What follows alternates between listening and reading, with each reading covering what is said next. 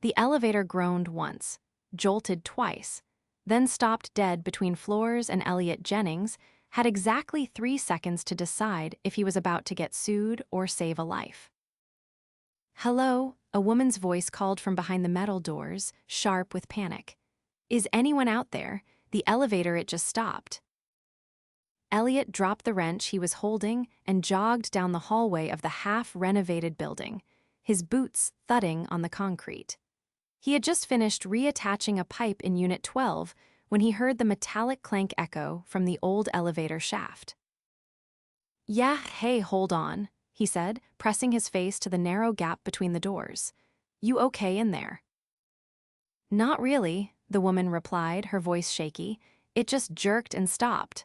I think we're stuck." Elliott exhaled, rubbed his face.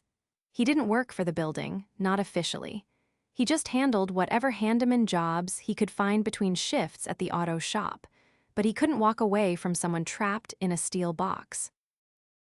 "I'm gonna try to open it, all right? Just stay calm." "I'm trying," she whispered. With a grunt, Elliott wedged his crowbar between the doors and pushed with his full weight. Sweat ran down his back as metal screeched. The doors finally parted a foot, then another. In the dim light, he saw her crouched just below the floor level. Her eyes were wide, her dark hair tousled, and she wore a navy pantsuit that looked way too expensive for this side of town. She was stunning. Not in a polished, magazine cover way, but in a powerful, effortless kind of way. "Okay, I'm gonna pull you up. You trust me?" She blinked at him, then nodded slowly. "Yeah, I don't have much of a choice, do I?" He crouched and reached down. She grabbed his hand warm, steady despite the fear in her eyes, and he braced his legs and hoisted her up, her heels scraping the edge as she scrambled over with a gasp. She collapsed onto the floor beside him, breathing hard. That was terrifying. Elliott sat back on his heels. "You're safe now." "Thank you," she said, turning to look at him. Her eyes were a soft gray, but focused like she was trying to figure him out. "You didn't have to stop." "I've got a rule," he said, standing up and offering her a hand. "Don't leave people stuck in elevators." She laughed a quick, real kind of laugh and took his hand. "I'm Emerson James." Elliott Jennings." They shook hands, and for a second neither let go. "I work downtown," she said after a pause. "I was heading to a meeting with a design firm that's supposed to be renovating the top 2 floors." Elliott blinked. "Wait, you're one of the investors?" "Actually, I own the building." He stared at her like she just said she owned the moon. "You do?" "Yeah," she said, brushing dust off her blazer. "I bought it last month, trying to turn it into an artsy co-working space. It's a passion project." Elliott scratched the back of his neck, suddenly aware of the grease on his shirt and the hole in his jeans. "Guess I don't look like your usual contractor." She tilted her head. "You look like someone who gets things done. That's more useful than a shiny business card." He grinned. "Fair enough." A loud ding echoed from the shaft. The elevator had finally reset itself and opened its doors like nothing had happened. "Of course," Emerson muttered, eyeing it like it had personally betrayed her. "You should probably take the stairs for a while," Elliott said, and she laughed again. They walked out into the sunlit street. She waved down a black car waiting at the curb. It screamed luxury, and the driver stepped out to open the door. "Need a ride?" she asked. Elliott looked down the block toward the bus stop. "Nah, my kid's waiting for me." "You have a kid," her expression softened. "Yeah, my daughter Jayla, she's 6. I gotta pick her up from school." Something flickered in Emerson's eyes. "You're a single dad." He nodded. "Been just us 2 since she was a baby. She's my whole world." There was a pause, like she wasn't sure what to say next. Then, she stepped forward and pulled something out of her purse. "This is gonna sound nuts, but I need someone to manage repairs while the construction team gets their act together. You clearly know how to handle chaos." interested. Elliott opened his mouth, closed it, then opened it again. Wait, you're offering me a job. I'm offering you a shot, Emerson said. You saved me, trust you, that doesn't happen often. He stared at the business card in his hand. Emerson James, founder, James Creative Holdings. He whistled, this is a lot. I'll pay fairly, she added, then smiled at him. And I promise the next elevator ride will be less traumatic. He chuckled, still stunned. Okay, yeah, can't say no to that. She slipped into the car, rolled down the window. See you Monday, Elliott. The window rolled up. The car pulled away. Elliott stood on the curb, heart still racing not from the elevator, but from her. The way she smiled. The way she looked at him like he wasn't just some guy with calloused hands and a beat-up truck. He walked toward the bus stop, card still clutched in his hand. Gala would never believe this. Elliott's boots echoed against the scuffed marble floors as he stepped into the lobby of the renovated building 3 days later. The faint scent of fresh paint still hung in the air, and scaffolding peeked from the corners. He adjusted the strap of his tool bag and scanned the space, noting the gleaming brass fixtures that had replaced the old rusted ones. Someone had clearly spared no expense. Mr. Jennings? A voice called out from reception, where a woman in a tailored blazer stood with a clipboard. MS, James asked me to escort you upstairs. He followed her past towering windows and up a side stairwell, dodging a delivery cart stacked with velvet armchairs. When they reached the top floor, the door opened into a sun-drenched workspace with exposed beams and floor-to-ceiling windows that overlooked the city skyline. A group of designers hovered around fabric swatches, deep in debate. Emerson stood at the far end, leaning over a layout plan spread across a sleek walnut table. Today, her hair was pulled back in a low knot, and she wore a crisp linen blouse tucked into wide-leg trousers. The moment she saw him, her gaze lifted, pausing just long enough for something unreadable to flash through her expression. You're early, she said, stepping toward him, eyes scanning the bag slung over his shoulder. Didn't want to make a bad impression on the first day. He looked around. Place looks like it's halfway to an art gallery. That's the goal, she said, motioning to a stack of blueprints. It's going to be a shared space for creatives, filmmakers, illustrators, writers. I want it to feel like a sanctuary, not a sterile office. Then you'll need better lighting in the west corridor, he said, pointing toward the darker stretch of hallway. Natural's good during the day, but at night it'll feel like a cave. She blinked, then smiled. Noted, like someone who doesn't waste time sugarcoating. I don't sugarcoat, I fix things, he glanced at her. That's why you hired me, right? A corner of her mouth curved, then she turned back to the table. I'm assigning you to oversee the electrical rewiring. The last contractor didn't follow code. I've already filed a claim, but for now, I need someone I can actually trust. He stepped beside her, scanning the plans. I can get started today, but I'll need access to the main breaker room. Emerson nodded toward a keycard on the table. It's all yours, and Elliott, don't let the decor fool you. This place is held together with duct tape and good intentions. He took the card, then paused. Why this project? You could have bought something already polished. She leaned against the table, arms crossed. Because I've spent years in polished buildings with polished people who didn't care about anything but the bottom line. I wanted to build something that mattered, something that doesn't just look good in a press release. He studied her for a moment. Did you always know you'd be doing this? No, she said after a beat. I used to think I'd be an artist, but then family expectations kicked in and I ended up on a different path. He nodded slowly.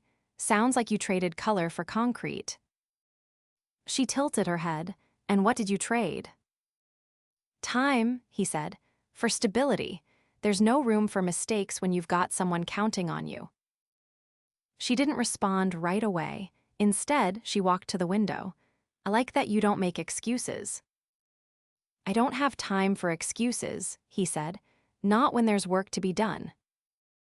They stood in silence for a moment, the hum of the city filtering through the glass. Then Emerson turned, her phone buzzing from the table. I have a meeting in 20, but let me know if you run into issues, she said, already gathering her tablet. Elliott started for the breaker room but paused at the door. You talk about building a sanctuary, just don't forget to make room in it for yourself. She looked up, caught off guard. Then he was gone. Downstairs, he passed through the main hallway where a few workers were struggling with a panel wedged into the ceiling. He helped them without a word, steadying the ladder, giving quiet instructions. No one asked who he was. He moved with the confidence of someone who belonged. By noon, he'd already rewired 2 junction points and was halfway through mapping the outdated circuit board. He kept his phone close in case the school called, but it never rang. Jayla was at her friend's house for the afternoon, and he had until 5 to finish. He didn't expect to see Emerson again that day, but around 4, he heard her heels approaching down the hallway. She stopped at the doorway and leaned against the frame. You were right about the lighting, she said. We just got the sample photos from the architect. The west corridor looks like a crypt. I don't guess, I observe. You're hard to impress, aren't you? Not really, he said, finishing the last few adjustments. I just don't say things I don't mean. She crossed the room and handed him a water bottle. You've done more in one day than the last team did in a week. I'm not here to waste your time. She watched him for a moment, then said, I have a gala tomorrow night. It's a fundraiser for one of our arts initiatives. She hesitated. Would you come? Elliott looked at her surprised. You want me at a gala? I want someone I can talk to who's not trying to pitch me a startup or sell me a sculpture. He wiped his hands with a rag, thoughtful. I don't own a tux. I'll take care of it. Why? She met his gaze. Because I want to, and because you pulled me from an elevator and didn't ask me for anything. He studied her, trying to read what she wasn't saying. After a long pause, he nodded once. All right, I'll go. She smiled, not the polite kind she gave the designers upstairs, but something smaller, realer. I'll send a car. As she left, Elliott looked down at the breaker box, the wires still humming. He wasn't just fixing a building anymore. Something else was starting to spark. The scent of jasmine and crushed citrus filled the air the moment Elliott stepped into the foyer of the Langford Hotel. A chandelier the size of his truck hung like a galaxy overhead, casting shards of gold across the marble floors. He stood still for a beat, half wondering if security was about to escort him out just for existing in jeans last week. But tonight, he wasn't in denim. He wore a tailored black jacket, crisp white shirt, and cufflinks he didn't know how to fasten until the driver helped him in the back of the car. The tux fit like a second skin, clearly custom, not rented. The tag still inside had his name stitched into it. A woman appeared at his side, clipboard in hand. You're with MS, James. He nodded, and she gestured toward the ballroom doors. She's expected on stage in 20 minutes. Elliott stepped into the room, and for a moment, time stopped. Every detail shimmered. Crystal glassware, towering floral arrangements, a quartet playing something elegant in the corner.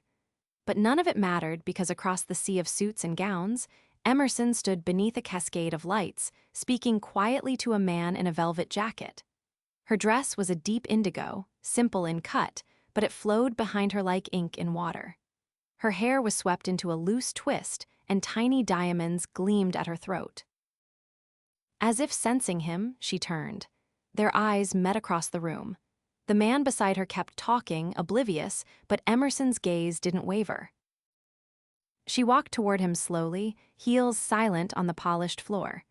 When she reached him, she tilted her head slightly, studying the tux. I wasn't sure the tailor would pull it off, she said softly, but you clean up well. I didn't know I'd be walking into a palace, he replied. You didn't mention the chandeliers. I didn't want you to back out. Almost did, he admitted, until I remembered who asked me. Her lips curved, not a practiced social smile, something quieter.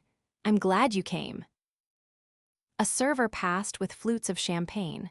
Emerson took one and handed it to him. You're allowed to enjoy yourself tonight, Elliott. No blueprints, no wires. Not sure I know how. Then we'll figure it out. A bell rang gently, and a woman in a sequined gown stepped onto the small stage. Ladies and gentlemen, please take your seats. Our founder will address us shortly. Emerson touched his arm. Come with me. He followed her to a table near the front, where the guests were already rising as she approached. They greeted her with deference, heads nodding, hands extended, voices low. Elliott stayed quiet, scanning faces, noting the way some looked at him with polite curiosity, others with veiled confusion. He sat beside her, the chair softer than his mattress at home. The man across from him leaned forward. You're not in finance, are you? He asked, sipping his wine. No, Elliott replied. I'm in repairs. Ah, the man said, eyebrows lifting just enough to register surprise. Must be an interesting night out then.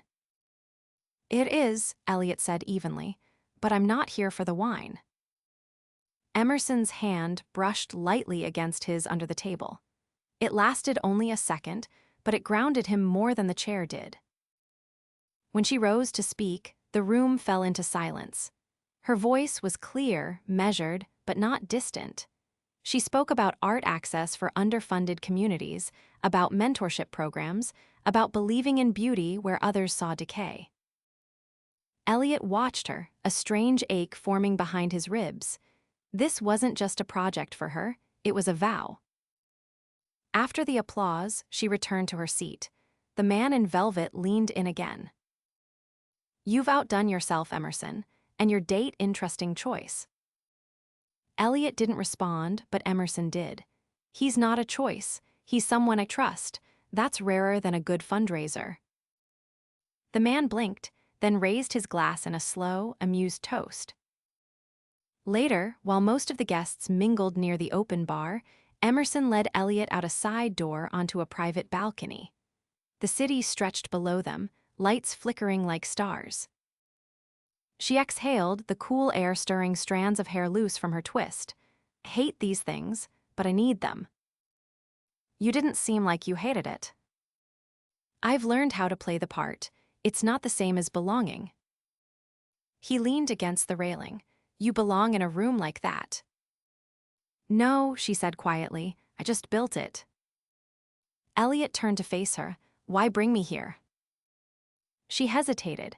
Because I wanted someone who sees me outside of press releases and profit margins.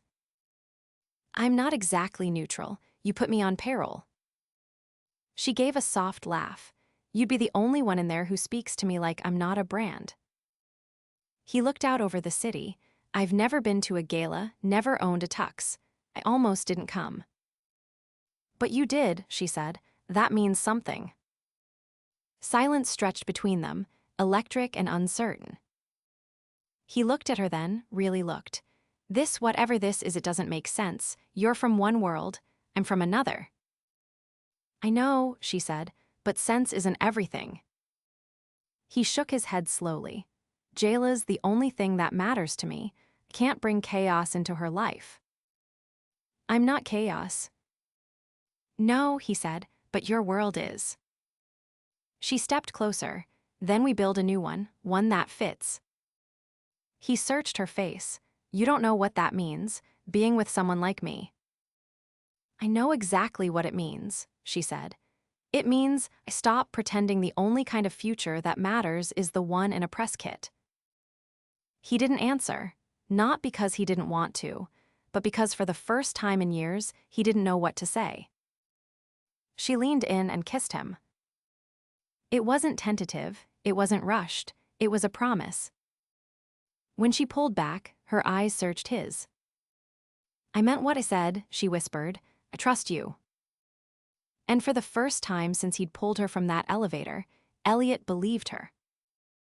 Rain streaked across the windshield as Elliott sat in his truck outside Jayla's school, the engine idling while he watched her run toward him, backpack bouncing. She climbed in, cheeks flushed from the cold. "Did it rain like this all day?" he asked, handing her the snack box she left behind that morning. She shook her head. "Only after lunch. We couldn't go outside for recess. We had to play math bingo instead."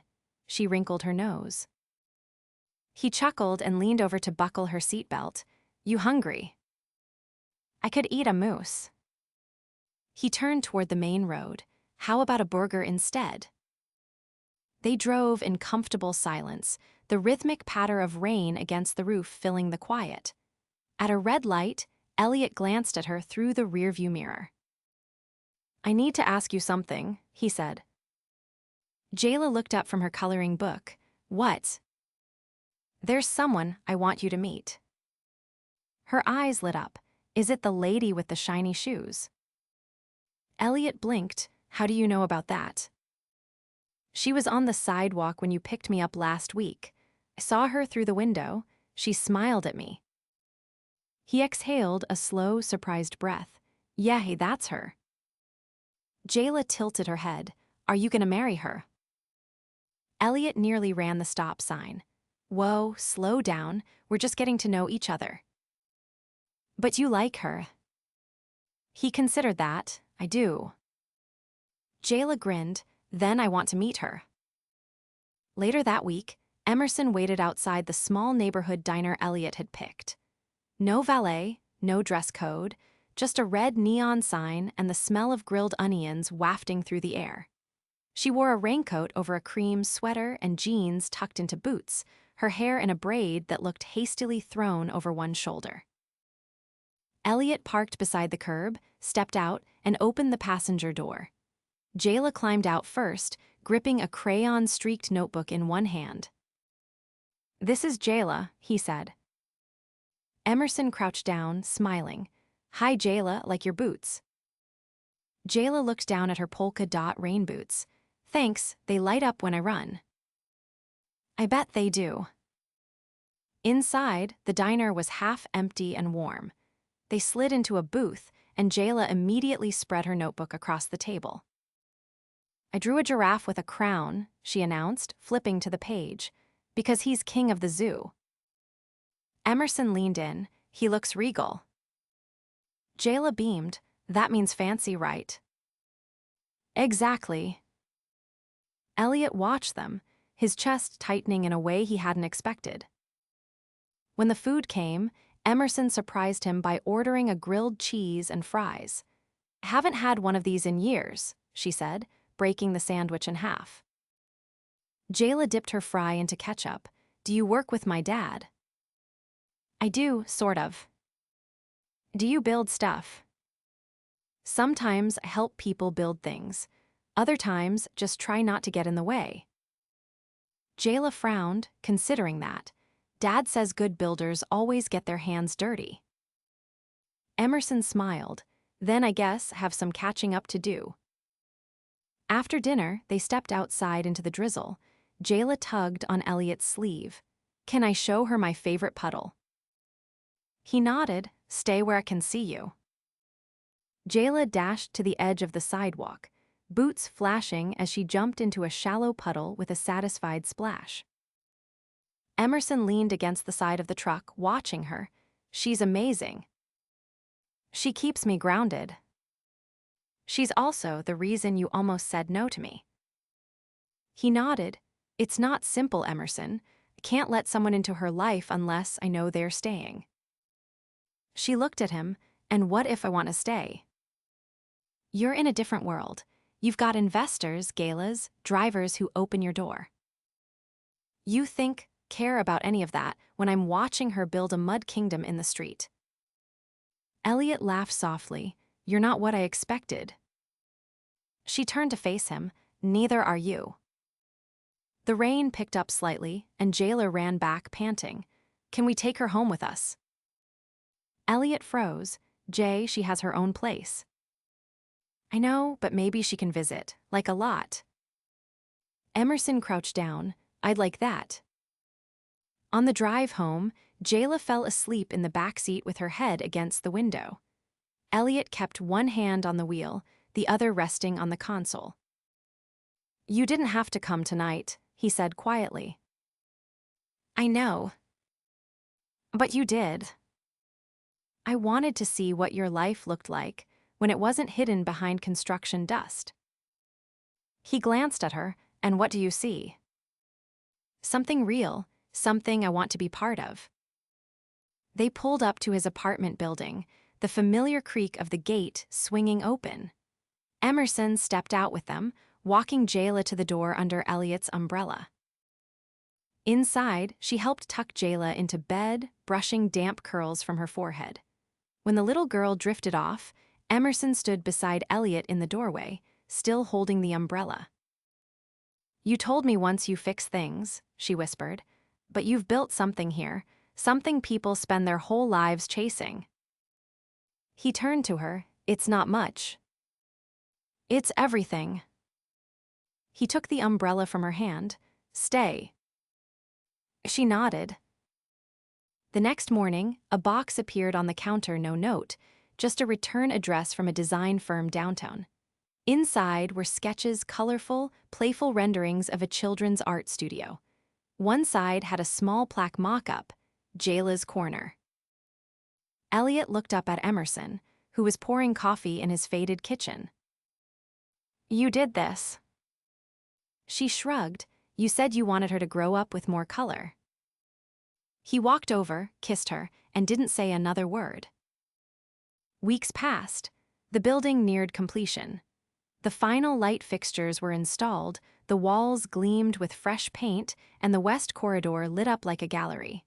On opening day, community artists filled the space, laughter echoing in the halls. Jayla's Corner opened with a ribbon-cutting ceremony, and she stood beside Emerson, holding the scissors with both hands.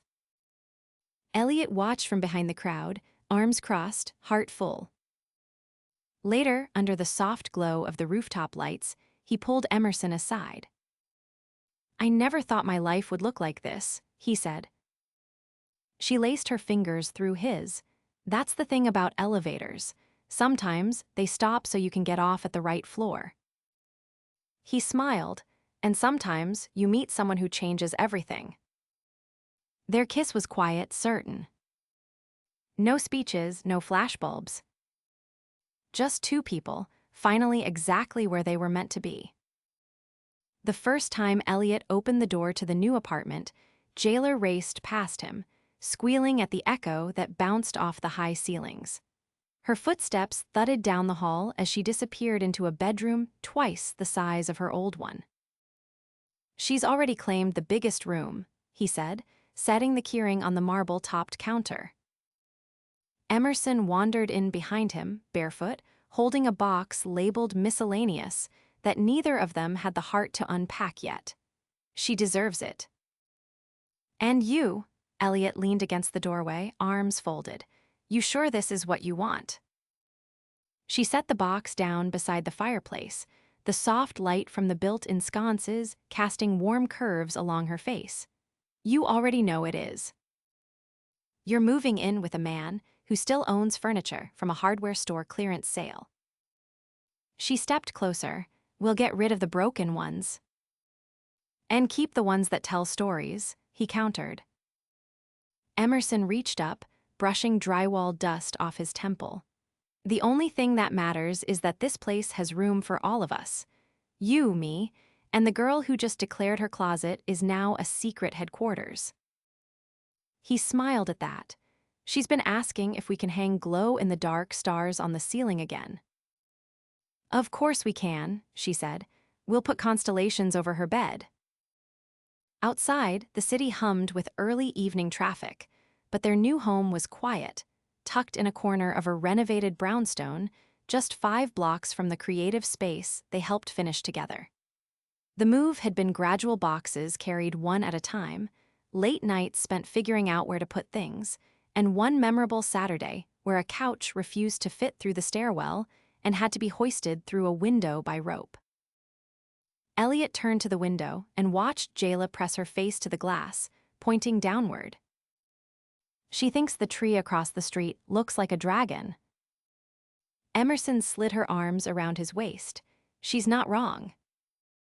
You've changed everything, he said, his voice low. Not just the apartment, us, me. I didn't change you, she whispered. I just saw what was already there. He turned to face her. I never thought I'd be standing here, not with someone like you. I never thought I'd be happy without a 5-year plan, she said. Turns out, Joy doesn't care about spreadsheets. A knock sounded at the door. Jayla ran to open it, revealing 2 delivery men holding a massive framed canvas. Elliott blinked. Did we order something? Emerson stepped forward. I commissioned it. The artwork featured a sketch of the building they'd restored together, lines soft and imperfect, but alive with color. Beneath it, etched in gold, were the words, built with hands that never gave up. Elliott blinked once, then again harder. You're unbelievable, he said. She shrugged. I wanted something that reminded us where we started. They hung it over the fireplace. That night, after Jayla fell asleep surrounded by glow stars and stuffed animals, Elliott led Emerson out to the small balcony. The rain had stopped earlier, and the sky stretched above them, clean and open. He reached into his jacket pocket and pulled out a small velvet box. She didn't speak, didn't move. I never planned on finding you, he said. Figured my life was already set. Raise my daughter, fix what could, stay in my lane. She blinked, breath catching. But you came along and made me want more than just stability.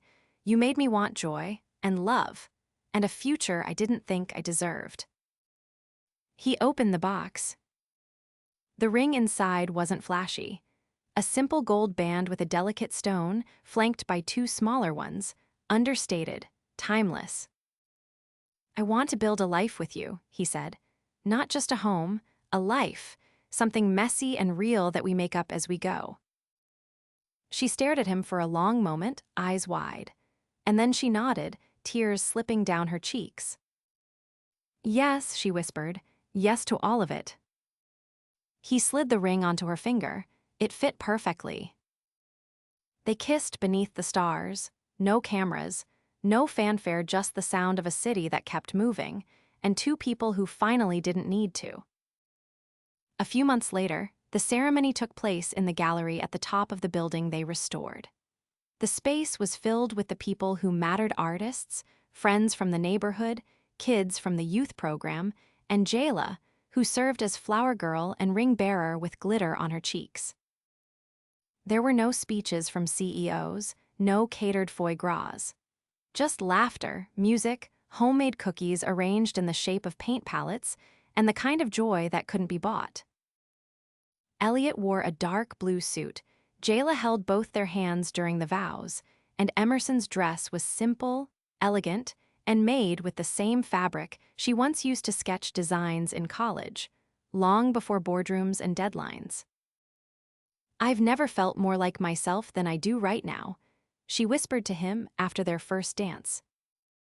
That's how I know it's real, he said, pulling her close. Later that night, after the guests left and Jayla fell asleep in a fort made from tulle and tablecloths, Elliott and Emerson stood in the middle of the empty gallery, barefoot and still dancing. They didn't talk about tomorrow. They didn't need to. They had each other. And everything ahead was theirs to build. Forever.